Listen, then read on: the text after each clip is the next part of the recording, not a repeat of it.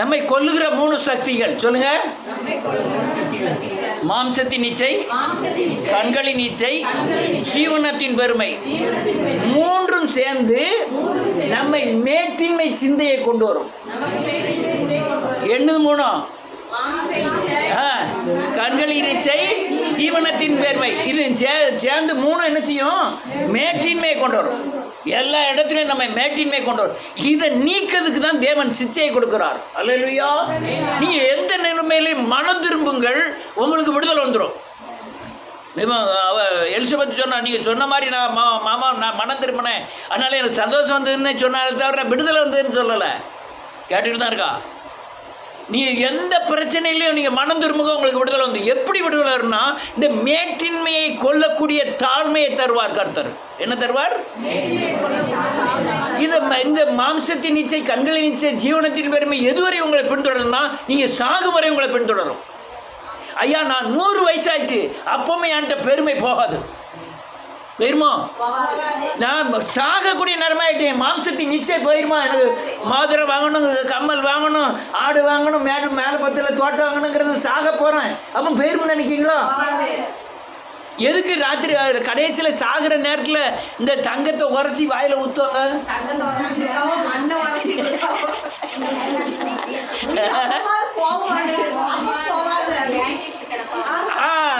அதான் சொல்லல. இது என்னது? மாம்சத்தின் இச்சை. அது அவங்க உயிர் எதுல கிடக்கு? மண்ணில் இருக்கு, இல்லைன்னா தங்கத்தில் கிடக்கு. அல்லேலூயா. இது சாகு தண்ணி போவாது. அதுக்காக வேண்டி வாழ போறீங்களா? அதுக்காக வேண்டி வாழ வேண்டாம். அல்லேலூயா. இது எல்லாமே மேட்டின்மை சிந்தையை கொண்டு வரும். அதுதான் எனக்கு எது கொண்டு வரும்னா, முள்ளாய் மாறுகிறது. எனக்கு ஒரு துக்கம், அவமானம், நெருக்கம், இது கொண்டு வருது பூரா இந்த பேய்கள். இந்த பேய், இந்த 3 பேய் மேட்டின்மை சிந்தையை கொண்டு வந்து இது கொண்டு வந்துடுது. நீங்கள் செய்ய வேண்டிய ஒரே காரியம் மனம் திரும்புதல். நீங்கள் வீட்டில் சண்டையா? மனம் திரும்புங்க. நோயா? மனம் திரும்புங்க. அல்லையா? கஷ்டமா இருக்கா? ஆத்மா சஞ்சலத்தில் இருக்கா? வேதனையில் இருக்கா? மனம் திரும்பு.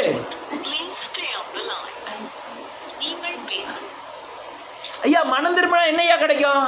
மனம் திரும்பினா தாழ்மை கிடைக்கும். என்ன கிடைக்கும்? இந்த தாழ்மை என்ன கொண்டு வரும்? கிருபையை கொண்டு வரும். என்னத்தை கொண்டு வரும்? கிருபையை கொண்டு வரும். தாழ்மை உள்ளவனுக்கு, பெருமை உள்ளவனுக்கு. இந்த 3 இருந்தால் எனக்கு என்ன இருக்கும்? பெருமை இருக்கும். அப்போ தேவன் என்ன செய்யறாரு? எனக்கு ஏத்து நிற்கிறாரு. அல்லேலூயா. நான் மனம் திரும்பும் போது தாழ்மை தரித்து கொள்ளுறேன். தாழ்மைப்படும் போது என்ன கிடைக்கும்? கிருபை கிடைக்கும். அதான் ஆண்டவர் சொன்னா, என் கிருபை உனக்கு. அதான் அவன் சொல்லலாம், என் பலவீனத்திலே தேவனுடைய பலன். என்ன பலன் வழங்குது? கிருபைங்கிற பலன் தான் வழங்குது. உங்களுக்கு ஒண்ணு டானி குடிச்ச மாதிரி சரீரத்தெல்லாம் பலன் வாங்காது, கிருபையை தருவார். அவன் அதான் சொல்லலாம், நான் பலவீனனா இருக்கும் பொழுதே எப்படி இருக்கேன்? பலவானா இருக்கிறேன். இதுதான். நீ மனம் திரும்பியா? நீ மனம் திரும்பும் போது என்ன நடக்கு? இந்த தாழ்மையை தரித்துக் கொள்ளும் போது நான் இயேசுவை தரித்துக் கொள்ளுகிறேன். யாரை தரித்துக் கொள்ளுகிறேன்? இயேசுவை அச்ச அடையாளத்தை தரித்துக் கொள்ளுகிறேன். என் பெருமை போகும்போது எனக்கு தாழ்மை வருது. என் அகந்த போகும்போது எனக்கு தாழ்மை வருது. என்னுடைய குணம் மாறும்போது நான் இயேசுவை போல மாறுகிறேன். அல்லேலூயா. மாறும்போது அவர் கிருபை தருகிறார். அவர் சாயலின் அச்சடையாளத்தை தரித்துக் கொள்ளுகிறேன். இந்த உலகத்தின் துன்பம் என்னை மேற்கொள்வதில்லை. அல்லேலூயா. ஐயா நாளைக்கு சாக போற அப்படின்னு சொன்னால் நீங்க என்ன செய்ய மாட்டீங்க? பயப்பட மாட்டீங்க. ஏன்னா நான் செத்தா எங்க போய் இருக்க போறேன்? தேவனோடு இருக்க போறேன். அதனால இந்த உலக மரணத்துக்காண்டி, இந்த சரீர மரணத்துக்காண்டி என்ன செய்ய போறதில்ல? சரீரத்தை கொல்ல வல்லவருக்கு, ஆத்துமாவையும் சரீரத்தையும் நரகத்தில் தள்ள வல்லவருக்கு பயப்படுங்க. நீ சரீரத்தை சாவுக்கு பயந்தீங்கன்னா கடைசி வரை உங்களுக்கு பயம் நீடிக்கும். ஆமென். செத்துருவான். அந்த அங்கே கட்டப்பள்ளி ஒரு வீட்டில் போனேன். இந்த கடை பேங்க்கில் தான் வேலை பார்த்தாராம் ரொம்ப வருஷங்கள். என்ன பேங்க்கு? இன்னொரு பேங்க் சொன்னார். பாண்டியன் கிராமம் இங்கே இருக்கும். அதில் ரொம்ப நாள் வேலை பார்த்தாராம். என்ன பயம் தெரியுமா? செத்துருவோன்னு பயம். வீட்டு படியை விட்டு கீழே தாண்டிட மாட்டார். எப்போ பார்த்தாலும் இந்த சுகர் எவ்வளோ இருக்குன்னு குத்தி பார்த்துக்கிட்டே இருந்து அது 130 ஆகிட்டா சுகர் பெருகிட்டு உடனே மாத்திரை சாப்பிட்டோன்னே லோ சுகருக்கு போயிடும். உடனே தூக்கிட்டு போய் ஹாஸ்பிட்டலில் போய் ஊசி போடு, அடுத்த குத்தி கொண்டு போடு. இதே பயம். அல்லேலூயா. நான் சொன்னது என்ன தெரியுமா? அந்த மிஷினை தூக்கி தூர வீசுங்க முதல்ல. அதுதான் உங்களுக்கு பிரச்சனை. எங்கள் மருமக போன மாதத்துக்கு முந்தின மாதம் நினைக்கிறேன், அவள் பாம்பே இந்த சென்னையில் இருக்க அந்த மருந்து அவரெல்லாம் பார்க்க. நான் அவர்கிட்ட இப்போ ரொம்ப நாள் பேசினதே கிடையாது. எங்கள் மருமகிட்ட போகிற இவ தான் பேசிக்கிட்டு போகிறத தவிர நான் அதிகமாக பேசினே கிடையாது. அவள் வீட்டுக்கு அக்காம்மா, அந்த அக்கா அங்கே அக்காம்மாவா மாமாட்ட தானே பேசணும். எப்போ பார்த்தாலும் அத்தைட்டு தான். எத்த எங்கள் அவள் வீட்டு பிரச்சனை எல்லாத்தையும் அவட்ட தான் சொல்லுவாள். ஏன்ட்ட சொல்கிறதே கிடையாது, நான் கேட்குறதும் கிடையாது. அவள் உடனே ஒரு பாக்ஸில் இந்த சுகர் டெஸ்ட் பண்ணதை அனுப்பிட்டான். சரின்னு டெஸ்ட் பண்ணணுமே நினச்சிட்டு டக்குன்னு இந்த விரலை குத்தி பார்த்தேன், 350 இருந்தது. அப்படியேங்கப்பா 350, இந்த விரலில் பார்ப்போம்னு பார்க்க 280 இருந்தது. என்ன இப்படி இருக்குன்னு இந்த விரலில் பார்ப்போம்னு பார்க்க 160 இருந்தது. நான் எதை கணக்கெடுப்பேன்? எதையுமே எப்படி இருக்கு அவர்கிட்ட அப்படியே தலையை சுற்றி கெட்டி மேலே வச்சுட்டேன். வேண்டாயா, உங்கள் மாவட்டம் தான் கேட்கணும், ஏன் காமிக்கின்னு அவர்கிட்ட தான் எதானு எடுத்து பார்க்கு, அப்படிதான் கேட்கணும், ஏன் அப்படி பார்க்கணும். அல்லையா, தூக்கி மேலே வச்சுட்டேன். என் நடக்கு அல்லையா. பார்க்க மாத்திரை சாப்பிட்டேன், டக்குன்னு பார்க்க சுகர் லோக சுகர் ஆகிட்டு. இங்கே உட்காந்துருக்கேன், எந்திக்க முடியல என்னால். கை காலெலாம் படக்கு ஒரு மாதிரி இருக்குது. உடனே ஒரு பிஸ்கட்டை முக்கி சாப்பிட்டேன். அங்கே ஆராதனை நடந்துக்கிட்டு இருக்கு. நான் பாய்ப்பட அங்கே ஆளை பார்க்காம டக்குன்னு பிஸ்கட் சாப்பிட்டுருக்கேன். நிச்சயம் அப்படியே பார்க்கா என்ன பிஸ்கட் சாப்பிட்டாரு, சின்ன பிள்ளை மாதிரி பிஸ்கட் சாப்பிடுறேன். நான் அதை சாப்பிட்டா தான் அடுத்தாலும் நடத்த முடியும். அதோட சாப்பிட்டுட்டு இது சரியில்லைன்னு போய் டாக்டர்கிட்ட பார்க்கேன். மாத்திரை பாட்டு காட்டிக்கிட்டான். அல்லேலூயா. பிரச்சனை எங்க இருக்கு? மனம் திரும்புதல்ல இருக்கு. மனம் திரும்பணும், எல்லா காரியத்துக்கும் மனம் திரும்புகிறோம். நீங்கள் மனுஷர்கள் யோசனை பண்ணுகிற மாதிரி யோசனை பண்ணக்கூடாது. வேத வசனம் என்ன யோசனை பண்ணுதோ அதான் நீங்கள் யோசனை பண்ணணும். அல்லேலூயா. வசனம் என்ன சொல்லுது? ஆமென். நான் உன்னை விட்டு விலகுவதும் இல்லை, நீ உயிரோடு இருக்க நாளளவும் ஒருவன் உன்னை எதிர்த்து நிற்பதில்லை. நீ உயிரோடு இருக்க நாளளவும் உன்னோடு கூட நான் இருக்கிறேன். பகலில் வெயிலாயிலும் இரவிலே நிலவாயிலும் உன்னை சேதப்படுத்தாது அப்படின்னு அந்த வசனங்களை விசுவாசிக்கணும். தாய் தன் பாலகனை மறந்தாலும் நான் உன்னை நேசிப்பதில்லை, மறப்பதில்லை. இதெல்லாம் வசனங்களை சொல்லி நீங்கள் பலப்படணும். அல்லேலூயா. அதனால் ஊழியம் செய்ய வேண்டும். இந்த 3 பேய்களும் அல்லேலூயா வரும்போது நீங்கள் உங்களை தாழ்த்தி அல்லேலூயா மனம் திரும்பி மனம் திரும்பும்போது தாழ்மையை பெறுகிறோம். தாழ்மை பெறும்போது என்ன கிடைக்கு? கிருபை கிடைக்கு. அந்த கிருபை தான் அல்லேலூயா பலவீனத்திலே பலனடைய செய்யும். பலவீனத்தில் என்ன அடைய செய்யும்? பலனடைய செய்யும். ஊர் புறம் அழுதுட்டு இருக்கோம், உங்களை சந்தோஷமா வைப்பார். அல்லேலூயா. எல்லாம் ஊர் இந்த நெருக்கத்தின் பாதையில் எப்படி இவன் கடந்து போறான்ட்டு பக்கத்து வீட்டுக்காரன் நினைப்பான் உங்களை குறித்து. இவ்வளோ பெரிய நெருக்கம் இருக்க இவன் எப்படியா சந்தோஷமா இருக்கிறான்? இவன் அதான் அமெரிக்காவிலேருந்து துட்டு வருதுங்க. அமெரிக்காவிலேருந்து துட்டு வர போய் தான் இவன் எப்பவும் சந்தோஷமா இருக்குங்க. நான் கடனில் சாகிறேன், நோயில் சாகிறேன், பேயில் சாகிறேன், ஆனால் இவனுக்கு வந்து ஒன்றுமே வர மாட்டேங்குது.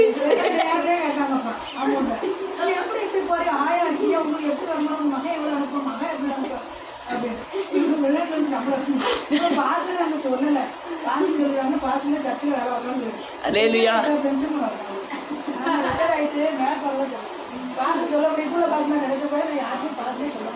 அல்லேலூயா. இந்த 3 பேய்கள் என்ன பேயலாம்?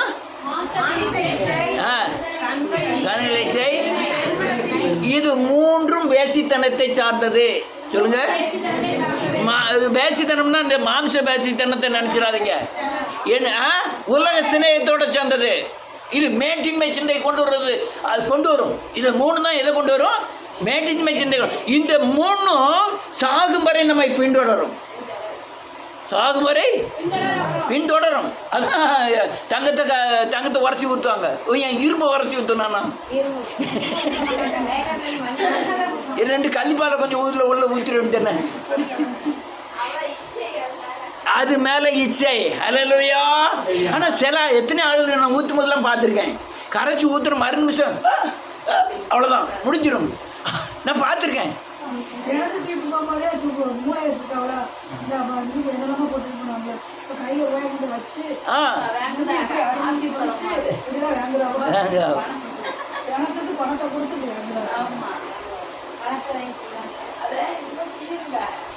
அல்லேலூயா. இதெல்லாம் காரியங்கள். அதனால் இப்போ நீ செய்ய வேண்டிய காரியங்கள் இந்த உலகத்தில் இருக்கிற வேசித்தன ஆவிகளை அழிக்கணும். அல்லேலூயா. என்ன ஆவிகளை? வேசித்தனம் என்னெல்லாம் கொண்டு வரும்? கண்களின் இச்சை, மாம்சத்தின் இச்சை, ஜீவனத்தின் பெருமை. இது வேசித்தனத்தின் ஆவி, மாம்ச வேசித்தனம் அல்ல. அல்லேலூயா. ஆத்ம வேசித்தனத்தின் ஆவிகள். அல்லேலூயா. இதை அழிப்பதற்கு சில காரியங்களை நான் உங்களுக்கு பந்தி வேற இருக்கு, ஒரு காரியங்களை உங்களுக்கு போதிக்கணும். வாசிப்போம். என்னாமத்தின் புஸ்தகம். நிறைய வாசிக்கோ ஒரே வாசிக்கோ தெரியல. என்னாமத்தின் புஸ்தகம் 25வது அதிகாரம். கொஞ்சம் சத்தமாக ஒரு ஆள் வாசிக்கலாம். 25வது அதிகாரம் எடுத்தவங்க வாசிக்கலாம்.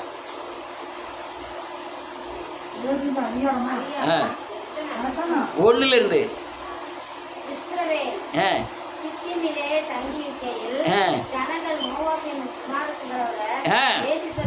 வேசித்தனம் பண்ண தொடங்கினார்கள். ஆமென். அழைத்தார்கள். என்ன எழுதியிருக்கு? மோவாபியரோட கூட வேசித்தனம் பண்ணினார்கள். மோவாபியருடைய தேவர்களை சேவித்தார்கள். மோவாபியர் விக்கிரகத்துக்கு படைக்கப்பட்டவர்களை என்னெல்லாம் செஞ்சாங்க? புசித்தார்கள். அடுத்தல ஆமென். மூண்டது.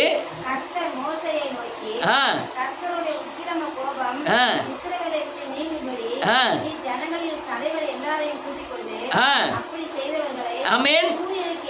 எதிரே என்றார். ஆமென்.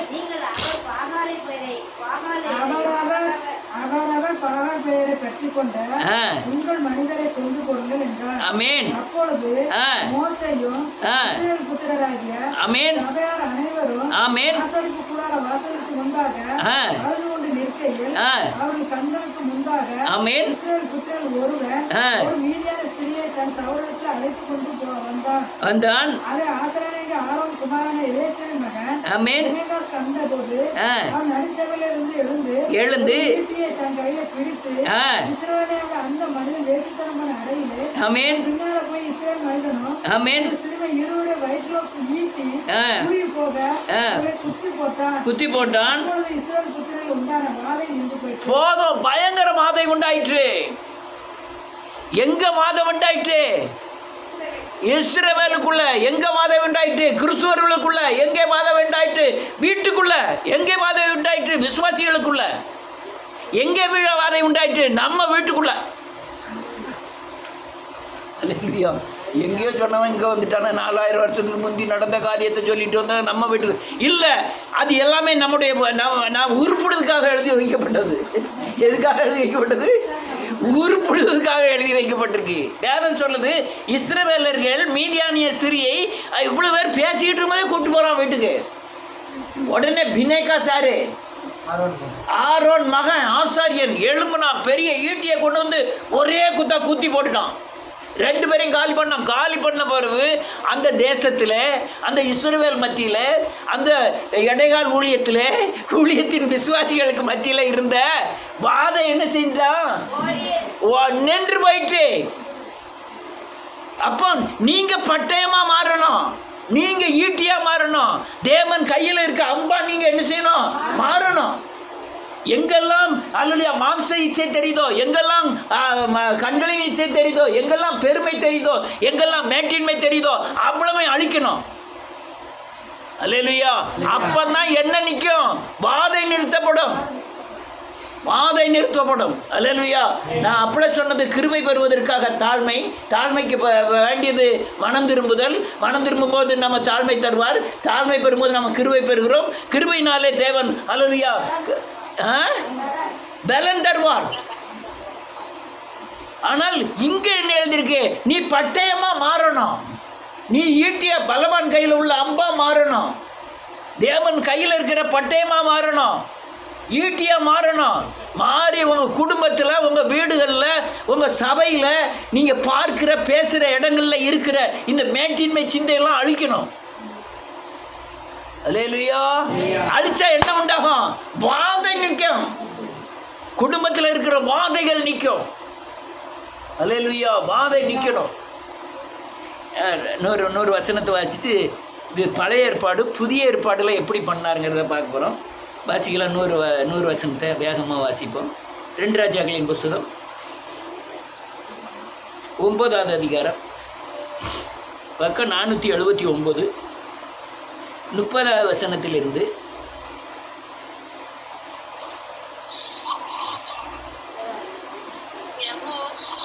வாசிமா சத்தம் போட்டு இங்க செல்ல அந்த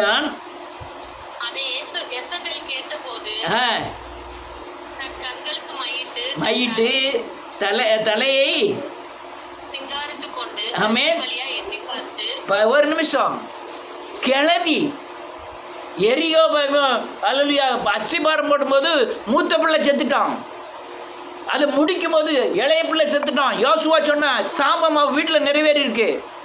இவன் அல்லா ஆகாப் சரியில்லைனால இந்த கிழவி என்ன செய்தா? கைக்கு கண்ணுக்கு என்ன செய்தாலாம்? மை போட்டு சீவி சிங்காரிச்சு எங்கேயோ போயிட்டு வரும்போது என் கூட வந்த சிஸ்டர்கள் அந்நிய பாசையில் நிரம்பி அல்லது தீர்க்க தரிசனம் சொல்லுகிறவர்கள் இந்த முகத்தில் போடுவாங்கல்ல, அதை அப்படி தடவிக்கிட்டு ஏன்னா உங்க முகத்திலும் தடவிக்கிடுங்கண்ணே.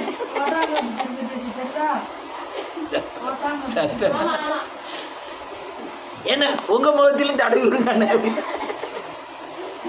உங்களுக்கு எதனால உங்களுக்கு அழகு வரணும் தெரியுமா? தேவ மகிமை அதுக்கான நான் பவுடர் போடக்கூடாதுன்னு சொல்லலை, அதிகமாக போடக்கூடாதுன்னு சொல்கிறேன். தலை பின்னக்கூடாதுன்னு சொல்லலை, அந்த வேசிய மாதிரி தலை பின்னக்கூடாதுன்னு சொல்கிறேன். இன்னைக்கு இப்போ கண்மையெல்லாம் குறைஞ்சிருக்கு. ஏன்னா எப்படி குறைஞ்சிருக்குன்னு தெரியல. முந்தி நான் சின்ன பிள்ளையா இருக்கும் போதெல்லாம் வாலிப பிள்ளைகள் எப்படி கண்மை போடும் தெரியுமா? இங்க வரையும் இழுத்து விட்டுருப்பாங்க.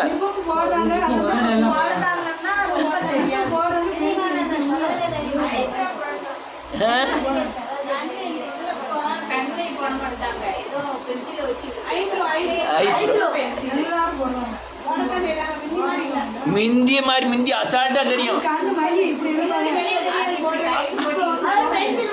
வண்டி மை இங்க கோடாவே இங்கே வரை இருக்கும். அது வந்து முடியெல்லாம் இங்கே சுருட்டி விட்டுப்பா, இப்படி சுருட்டி இப்படி சுருட்டி இப்படி சுருட்டி இங்கெல்லாம் சுருட்டி விட்டு இந்த மைய இப்படி வச்சிருப்பாங்க. இப்போ மாதிரி பூரா பேய் ஆயிட்டு பூரா பின்னதெல்லாம் கிடையாது. தலையை விரிச்சு போட்டுட்டு அப்படி போட்டது. அல்லேலூயா. சங்காரம் பண்ணணும். வேசித்தன ஆவிகளை உங்கள் குடும்பத்திலேருந்து, உங்கள் இருதயத்திலேருந்து, உங்கள் வீட்டில் இருந்து வேசித்தன ஆவிகளை சங்காரம் பண்ணாத வரை, வேசித்தனம்னா அந்த வேசித்தனம் சொல்லலை, இச்சை அல்லேலூயா நன்றியோட பெருமை மேட்டின்மை இந்த ஆவிகளை சங்காரம் பண்ணதுக்கு தேவனுடைய பட்டயமா நீங்கள் ஒவ்வொருவரும் மாறணும். அல்லேலூயா. இவன் எகுன்னு எழுப்பியிருக்கான், அபிஷேகம் பட்டிருக்கான், பார்த்தான். ராணி யார் தெரியுமா? ராணி. அப்போ கட்டளையிட்டா என்ன நடக்கும் தெரியுமா? நீங்கள் ஜெயலலிதா பார்த்ததில்ல. ஐஏஎஸ் வந்து அவன் காலில் விழுந்து காலில் கும்பிடுவான். ஐஏஎஸ் கலெக்டரு ஐபிஎஸ் எல்லாம் கிட்டு கட்டு கட்டுக்கணும் நடுங்குவான். யார் முன்னால தெரியுமா? ஜெயலலிதா முன்னால கிட்டு கிட்டுன்னு நடுங்குவான். ஆமென். நடுங்குவான். அந்த நன்றியோடு கூட தூக்கிறேன். நீங்கள் கொல்லணும், அந்த ஆவிகளை சங்காரம் பண்ணணும்.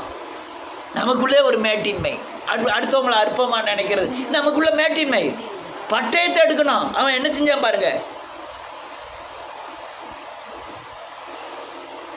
அடுத்த வசனம். ஆமென்.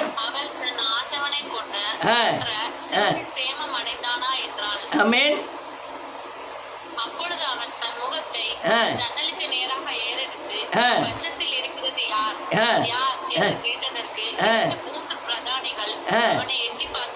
நம்ம பக்கத்துல போர்ச்சாவா நிற்கும். ஜன்னலுடைய எட்டி பார்த்துக்கிட்டு இருக்கோம். பக்கத்தில் நிற்க யாருன்னு கேட்கும். அவங்க வீட்டையும் வச்சுட்டு நிற்கும். யாருக்கு பாடிக்காட்டு? ராணிக்கு பாதுகாப்பு. எகுக்கு பாதுகாப்பு கிடையாது. எதுக்கு யார் பாதுகாப்பு? தேவன் மட்டும்தான். இவளுக்கு தான் பாதுகாப்பு. இப்போ சொல்ல போனால் பிளாக் என்னது, கருப்பு பூனை, பூனைப்படை. அவன் பிரதமர் போயிட்டு இருக்காரு, பிரதமர் பேசுகிறாரு, இவன் இங்கே அவர் என்ன பேசுறாருலாம் கவனிக்க மாட்டேங்கான். எட்டி பார்க்கான், இங்கேருந்து யார் நாடியில் கை வச்சிருக்கா, யார் கொட்டாய் விடுதா, அங்கேருந்து யார் பார்க்கா. பிரதமர் கூட போகிற கருப்பு பூனை பார்க்கும், யார் கையில் துப்பாக்கி இருக்கு, யார் என்ன செய்கிறாங்க, அங்கே கூர்மையாக கவர்த்துக்கிட்டு இருக்கான். அதே மாதிரி இந்த ஆகாப் மனைவியாகிய எசபேலுக்கும் பார்த்துக்கிட்டு இருக்கான். யாரு? பக்கத்தில் இருக்கிற பிரதானிகள். இப்போ இந்த பிரதானி யாருக்கு வேலை செய்தான்னு பாருங்க.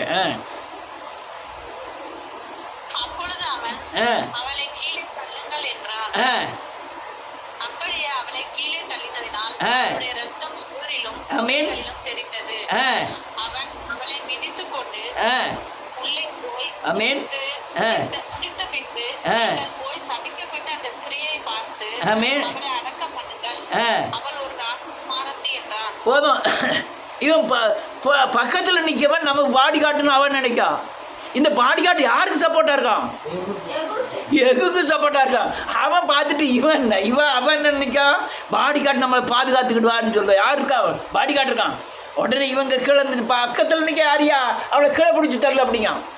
அவன் பாடி காட்டா இருக்கிறவனே யாரை பிடிச்சி தள்ளிட்டான்?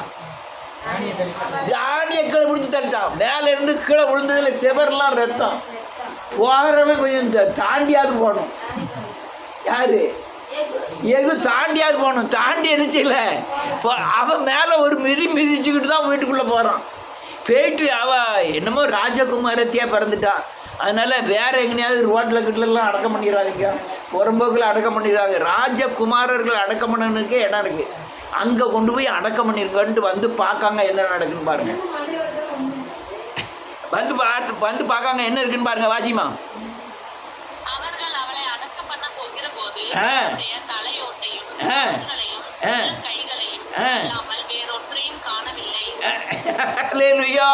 திரும்பி வந்து பார்க்குறாங்க, எல்லாத்தையும் நாய் கண்டு போயிட்டு. என்னெல்லாம் இருக்கு? மண்டை ஓடு கிடக்கு, கை உள்ளங்கை கிடக்கு, உள்ளங்கால் கிடக்கு. ஏன் கிடக்குன்னா அந்த தோலை கடிச்சு திங்க முடியல, நாயால் திங்க முடியல. மற்றதெல்லாம் டேஸ்டாக இருந்திருக்கு. மற்ற உடம்பு கறி எல்லாமே தின்னுட்டு போயிட்டு. அல்லேலூயா. இது யாருடைய தீர்ப்பு? தேவ தீர்ப்பு. அந்த எகு எழும்பினா எசபேலை அழித்தான். அதனால நாட்டில் என்ன உண்டாயிற்று? சேமம் உண்டாயிற்று. அதனால நீங்க உங்க வீட்டில் இருக்கிற இந்த வேசித்தனத்தின் ஆவிகளையும், இந்த மாம்ச இச்சையின் ஆவிகளையும், இந்த பெருமையின் ஆவிகளையும் சங்காரம் பண்ணணும். அல்லேலூயா. நம்ம இன்னைக்கு இருக்கிறோம், தேவனுக்குள்ளே இருக்கிறோம், புரிஞ்சு நடக்கிறோம். தேவனை விட்டு மறு நிமிஷம் பிரிஞ்சாலும் இந்த ஆவிகளின் கிரியை பகிரங்கமாக உங்களுக்குள்ள கிரியை செய்ய ஆரம்பிச்சிடும். பகிரங்கமாக கிரியை செய்யும். அல்லேலூயா. எங்கள் சித்தப்பா வீட்டம்மா ஒருத்தி இருந்தா. உங்களுக்கு எப்படி தெரிய வரும்? பார்த்தீங்கன்னா 5 அடி இருப்போம். ஆள் சிவச்சவேன்னு இருப்போம். 24 மணி நேரம் வெத்தலை போடுவோம். குறைஞ்ச வயசு தான். இந்த வாய் நிறைய முதல்ல ஒரு குவார்ட்டர் அடிச்சுட்டு தான் வெத்தலையே போடுவான். விடிய காலத்துலேருந்து சாயந்தரம் வரையும் குவார்ட்டர் அடிப்பான். இப்போ பஸ் ஸ்டாண்டில் கடை வச்சுருந்தான். இப்போ எங்கே போனாலும் 10 பேர் பாடி காட்டும். யாருனாலும் யாராம்பா அடிச்சிருவா வச்சுருவா, யாருனாலும் கிட்ட யாருமே போக முடியாது. எப்பவும் தண்ணி அடிச்சிருப்பான், எப்பவும் வெத்தலை விடுவான், எப்பவும் 10 பேர் அவங்க கூட இருப்பான். ராத்திரி 10 மணிக்கு வீட்டுக்கு வருவான். வீட்டுக்கு வரும்போது பார்த்தா பின்னால் 10 பேர் இல்லைனாலும் 5 பேராவது கரெக்டாக வந்துக்கிட்டு இருப்பான் எப்பவுமே. அதே மாதிரி தான் யார் இருந்திருக்கா? எசபேல் இருந்திருக்கா. அல்லேலூயா. நான் அவ்வளோ மாதிரி மனுஷெல்லாம் பார்த்ததே இல்லை. அது கிட்னி ஃபெயிலியர் ஆகி அவுட் ஆகிட்டா. ஆனால் ரொம்ப போட்ஸ் எங்கள் அம்மா மற்ற தவறான காரியங்கள்லாம் கிடையாது இருந்தேன். ஆனால் போட்ஸ் எங்கள் அது யார் பால்சாலமனே சொல்லார், சிங்கம் மாதிரி கத்தும் அம்மா அப்படின்ட்டு. ஆள் கட்டை தான். யாருனாலும் அங்கே வா எட்டி பிடிச்சிருவான் டக்குன்னு எங்கள் அம்மா. அல்லேலூயா. அது எசபேல் இல்லை, இது ஒரு ஆவி, அது ஒரு ஆவி. அல்லேலூயா. சங்காரம் பண்ணணும். எப்படி சங்காரம் பண்ணாருங்கிறத சொல்கிறேன், வாசிப்போம். யோவான் எழுதின சுவிசேஷம் 8வது அதிகாரம் வாசிக்கலாம். 1லிருந்து யோவான் 8வது அதிகாரம். போனார். ஆமென். தேவாலயத்திற்கு வந்தபோது வந்தார்கள், உபதேசம் பண்ணினார். கண்டு பிடிக்கப்பட்ட ஒரு ஸ்திரியை ஆமென் நடுவே நிறுத்தி, போதகரே, இந்த ஸ்திரீ விபச்சாரத்தில் மெய்யுமாய் கையும் மெய்யுமாய் பிடிக்கப்பட்டால் இப்படிப்பட்டவர்களை கல்லறிந்து கொள்ள வேண்டும் என்று மோசே நியாயப்பிரமாணத்தில் நமக்கு கட்டளையிட்டிருக்கிறாரே, நீர் என்ன சொல்லுகிறீர்? அல்லேலூயா. இவர் பிரசங்கம் பண்ணணும் தான் ஐயா போனார். எல்லாத்தையும் கூப்பிட்டு வச்சு பிரசங்கம் பண்ணிக்கிட்டு இருக்கார், ஆலோசனை சொல்லிக்கிட்டு இருக்கார். அங்கே ஒரு பெரிய கூட்டம் வருது. இங்கே கேட்குற கூட்டத்தோட வர்ற கூட்டம் அதிகம். அவன் ஒருத்தையும் பின்னால் இழுத்துக்கிட்டு வரான், தரையில் போட்டு இழுத்துக்கிட்டு வரான். கையில் நியாயப்பிரமாண புஸ்தகத்தை வச்சுருக்கான், வச்சுக்கிட்டு இழுத்துக்கிட்டே வரான். நீர் இதுக்கு பதில் சொல்லும் அல்லது இதுக்கு பதில் சொல்லும். இவளை பற்றி இந்த புஸ்தகத்தில் எழுதியிருக்கு, மோசே பிரமாண புஸ்தகத்தில். இவளை என்ன தீர்ப்புனா, கல்லை கொண்டுக்கு எரிஞ்சு கொல்லணும்னு தீர்ப்பு. நீர் என்னையா சொல்லுகிறேன்?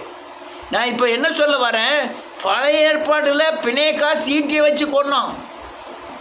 அல்லேலூயா. ஈட்டியை வச்சு கொன்னோம்.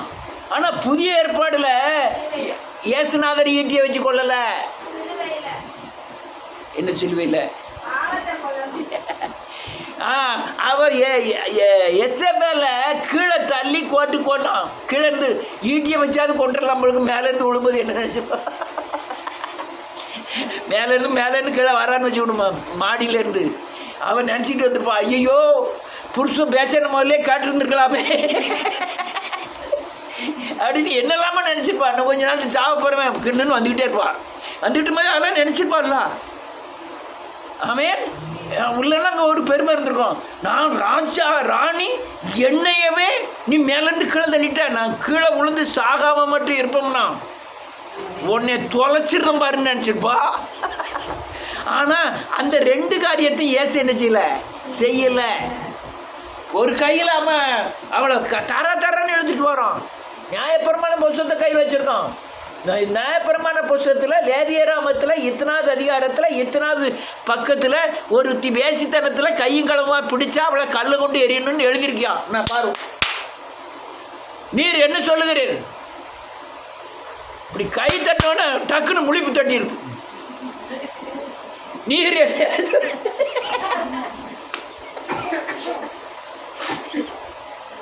அல்லேலூயா. நீர் என்ன சொல்லுகிறீர்? அட்டல் என்ன எழுதி பாருங்க. அவர் மேல் குற்றம் சுமத்துவதற்காக ஆமென் காரணம் உண்டாகும் பொருட்டு ஆமென் அவரை சோதிக்கும்படி இப்படி சொன்னார்கள். இயேசுவோ குனிந்து விரலினால் ஆமென் தரையிலே எழுதினார். அவர்கள் ஓயாமல் ஆமென் அவரை கேட்டுக்கொண்டே இருக்கையில் ஆமென் அவர் நிமிர்ந்து பார்த்து பாவமில்லாதவர் ஆமென் இவன் மேல் முதலாவது கல்லெறிய கடவன் என்று சொல்லி அவர் மறுபடியும் குனிந்து தரையிலே எழுதினார். பெண் அடிமை, பெண் உரிமைன்னு ஏகப்பட்டவர் புக் எழுதியிருக்கோம் தமிழ்நாட்டில். பண்ணுக்கு ஈக்குவல் வாழ்க்கை கொடுக்கணுங்க. எப்படி அல்லையா உடன்கிட்ட ஏறுதல் தெரியுமா? கேட்டால் பதச்சிருவீங்க. ஒரு புருஷன் இறந்து போயிட்டா அவளை தூக்கி அவன் மேலேயே வச்சு கயிறை வச்சு கட்டிடுவாங்க. 5 பேர் அந்த பாடையை சுற்றி கம்பை வச்சு விட்டுருப்பாங்க, இவ்வளோ தட்டி வளர்க்க மாதிரி. எதுக்கு தூக்கிட்டு போகிறாங்க? இல்லை, அவன் சத்தம் போட்டாலோ திமிர்னாலோ என்ன செஞ்சிருவாங்க, அது காலை நொறிப்பாங்க. அவங்கள தூக்கிட்டு கொண்டு போய் அவனை தூக்கி கொண்டு போய் அங்கே வச்சு அவனை எரிஞ்சுக்கிட்டு இருக்கோம். அவனை வச்சு உயிரோடு இவ்வளோ என்ன செய்வாங்க தெரியுமா? உள்ளே தூக்கி போட்டுருவான். இன்னைக்கு சொல்லலாம் இந்திய கவர்மெண்ட் என்ன சொல்கிறான், அந்த சட்டத்தை நீக்கிறவன் இந்தியன்னு சொல்கிறான். வெள்ளைக்காரன் அதை நீக்கினான். இது பயங்கரமான மூட நம்பிக்கை, கிரிமினல் குற்றம்னு உடனே சட்டத்தை பாஸ் பண்ணிட்டான். யாராவது இப்படி செஞ்சியா கிரிமினல் குற்றம் உடனே தூக்கில் போடணும்ட்டான். அதனால தான் அந்த சட்டம் நிறுத்தப்பட்டது. அதுக்கப்புறம் தான் வில்லியம் கேரின்னு சொன்னாங்க. என்ன மோகன் ராய் அவங்கெல்லாம் இதெல்லாம் கல்கட்டா அந்த எங்கள் பீகார் பக்கம் தான் அதிகமாக இருந்தது உடன்கட்டை ஏறுதல். நமக்கு திராவிட மொழிங்கிறது வேற, ஆரிய மொழிங்கிறது வேற. திராவிடத்தை விட ஆரியத்தில் ரொம்ப கூட. ராமர் மனைவியை நம்பலை, தீயில இறக்கிட்டார் ராமர். அல்லேலூயா. அதுக்கப்புறம் தான் நீ வெள்ளைச்சேலை உடுத்தணும், மொட்டை அடிக்கணும், வெளியே போக. ஆனால் பெண் உரிமைக்கு முதல் குரல் கொடுத்தது இயேசு கிறிஸ்து. பேப்பரில் போடுவாங்க அழகி கைதுன்னு போட்டுருவாங்க. அந்த லாட்ஜில், கிருஷ்ணா லாட்ஜில் அழகி கைது. அழகன எங்க?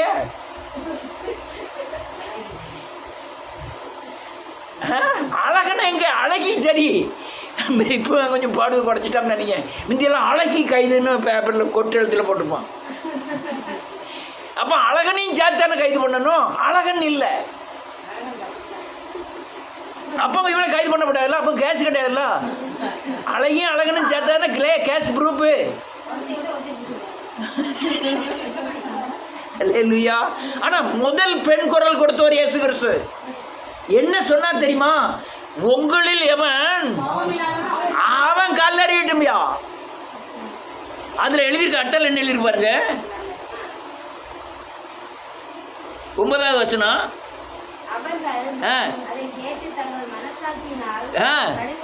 கடிந்து கொள்ளப்பட்டு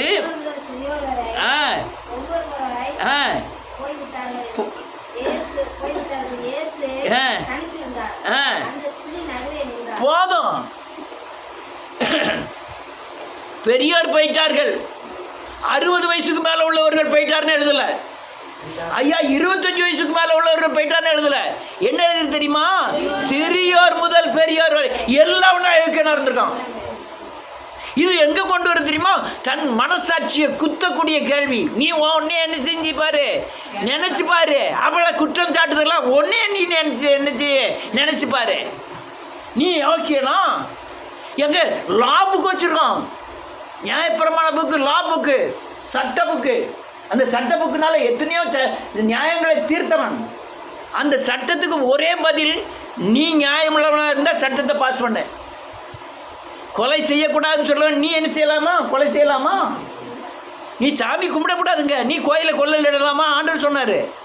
அப்போ நீ விபச்சாரம் செய்யலாம், அடுத்த விபச்சாரம், பொம்பளை விபச்சாரம்னா உனக்கு அவளை கல்லறிஞ்சு கொள்ளணும் என்ன அப்படின்னு கேட்கார் ஆண்டவர். உடனே தன் மனதில் குத்தப்பட்டு எல்லாரும் என்ன செஞ்சிட்டாங்க? திரும்ப போயிட்டாங்க.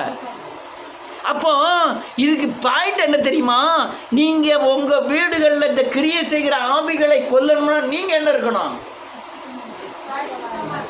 நீங்கள் இந்த இடங்களுக்கு மேட்டின்மைக்கோ பொருளாசைக்கோ இந்த மாம்ச இச்சைக்கோ பொருள் இச்சைக்கோ என்ன செய்யக்கூடாது. இடம் கொடுக்காம இருந்தால் தான் உங்கள் வீட்டில் இருக்க ஆவியை என்ன செய்ய முடியும்? கொல்ல முடியும். நான் பிரசங்கம் பண்ணுறேன், சத்தியத்தை கை கொள்ளுறதுனால அடித்து பேசுகிறேன். சத்தியத்தை ஒரு சத்தியம் நான் கை கொள்ளலாம், அதை பற்றி பேச மாட்டேன். ஆமே, நானும் மனுஷன் தானே. ஆனால் சத்தியத்தை நான் கை கொண்டேன்னா தைரியமாக பேசலாம், எங்கேயும் பேசலாம். யாரும் என்ன செய்ய முடியாது. யார் குற்றம் சொல்லுவா தெரியுமா? பேய் வந்து குற்றம் சொல்லுவான். நீ என்ன பேசிக்கிட்டு மாதிரி சொல்லுவான், காதுக்குள்ள சொல்லுவான், நீ இப்படி பேச, நீ என்ன யோக்கியமாம்மா. நான் யோக்கியனா இருந்தா நான் என்ன சொல்லலாம்? பேயே நீ உன் ஜோலியை பார்த்துட்டு போடா, நான் யோக்கியம் தாண்டான்னு பேசலாம். அதே மாதிரி தான் பிரசங்கம் பண்ணுறவன் நிறைவேற்றினா தான் அடித்து பேச முடியும். இல்லைன்னா அடித்து என்ன செய்ய முடியாது. நான் உங்களை நாங்கள் உங்கள்கிட்ட பேசுகிறேன், இதை கை கொள்ளுன்னு, நான் கை கொண்டா தான் பேச முடியும். நான் கை கொள்ளாமல் பேச முடியுமா? இல்லைன்னா தங்க அங்கேருந்தே நினச்சிப்பா, இவர் ரொம்ப யோக்கியம் அப்படின்னு நினச்சிக்கிட்டு இருப்பா. நான் சொல்கிறது சத்தியம் அவளுக்கு என்ன செய்யாது, தெரியாது, போகாது, உள்ளே என்ன செய்யாது, போகாது. இது ஆவியின் கிரியை, மனுஷ கிரியை அல்ல. மனுஷ ஞானத்தினால் உண்டாயிருக்காரு. இது ஆவியின் கிரியை. நான் ஆவியில் சரியாக இருந்தால் தான் உங்கள் ஆவிக்குள்ளே இது போகும். ஆமேன். அப்போ உங்கள் குடும்பத்தில் கிரியை செய்கிற ஆவியை கொல்ல வேண்டுமானால் நம்ம என்ன செய்யணும்? சரியானதான். நம்ம களவு செய்யக்கூடாது என்று சொல்றவன் நீங்கள் செய்யலாமா? கொலை செய்யக்கூடாது சொல்லுகிற நீ அப்ப கொலை செய்கிற ஆவியை கொல்லணும்னு நினைக்கிறவர்கள் நீங்கள் கொலை செய்து கொண்டு கொலை செய்கிற ஆவியை நீங்கள் என்ன செய்ய முடியாது. மாம்சத்தின் ஆவியை கொல்லணும்னு நினைக்கிறவங்க நீங்க மாம்சத்தின் ஆவியில இருந்து விடுதலையாகாமல் மாம்சத்தின் ஆவியை என்ன செய்ய முடியாது. நீங்க கொல்லாதவரை உங்க வீட்டுக்குள்ள யார் கிளியை செய்வார். இதுதான். அப்போ நீங்க கர்த்தருடைய கரத்தில் இருக்கிற பட்டயமாய் மாறணும். தேவனுடைய கரத்தில் இருக்கிற அன்பாய் மாறணும். அவன் ஈட்டியை எடுத்துக்கொண்டா நீங்க இன்னைக்கு ஈட்டியை எடுத்துட்டு போய் யாரையும் கொண்டாதியா. நமக்கு ஈட்டி என்னது, பட்டயம் என்னது, வேத வசனம் தான் பட்டயம். அன்பின் அடிப்படையில், தாழ்மையின் அடிப்படையில், நீதியின் அடிப்படையில், கற்பனை கட்டளையின் அடிப்படையில், தேவ சட்டத்தின் அடிப்படையில் தான் பிசாசை நினைக்க முடியும், கொல்ல முடியும். இல்லைன்னா ஒருத்தன் கொல்ல முடியாது. அல்லேலூயா. தேசத்தை அசைப்பதற்கான ஊழியத்திற்கு வந்திருக்கிறோம். நம்ம வீட்டு பிசாசை குட்டி பிசாசு நம்ம தண்ணி காட்டும். இந்த குட்டி பிசாசே ஜெயிக்கலன்னா நீ தேசத்தில் உள்ள பெரிய பிசாசெல்லாம் என்னைக்கு ஜெயிக்க. அல்லேலூயா. அதனால குட்டி பிசாசு என்ன செய்யணும், ஜெயிக்கணும். அதனால திரைக்கடல் ஓடியும் சென்னைக்கு போகணும், அங்கே ஒரு 2 லட்சத்தை சம்பாத்தியம் பண்ணிட்டு வரணும். இப்போ கேரளா போகணும், அங்கே ஒரு 2 லட்சத்தை சம்பாத்தியம் பண்ணிட்டு வந்து கேட்கலாம். என்கிட்ட நீங்கள் காலை போய் சொல்லலாம், என் மருமகனை பற்றி இப்படி உழைப்புக்கெல்லாம் இப்படிலாம் போன தப்புன்னு சொல்லிடலாம் என்னையான்னு. அது இல்லையா.